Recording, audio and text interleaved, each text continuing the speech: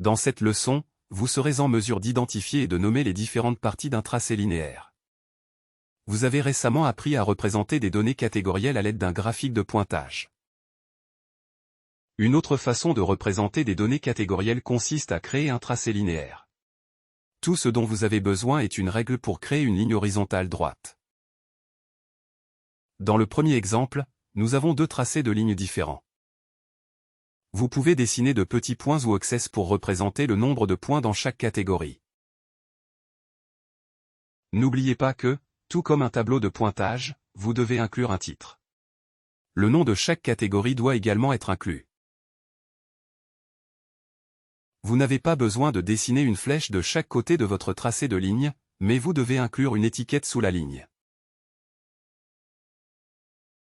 Dans le deuxième exemple, quelqu'un a recueilli des données sur les sports préférés des élèves à l'école. Le titre s'appelle « Sport préféré à l'école ». Les catégories sont représentées avec des images de sport et chaque X représente une personne.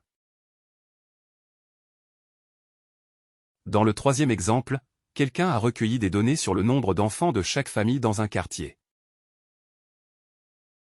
Nous avons une ligne horizontale avec des flèches à chaque extrémité. Il y a un titre, des noms de catégories et une étiquette au bas de la ligne. N'oubliez pas que les tracés au trait sont simples. Vous n'avez pas à compliquer les choses. À la fin de la leçon, vous serez en mesure d'identifier et de nommer les différentes parties d'un tracé linéaire.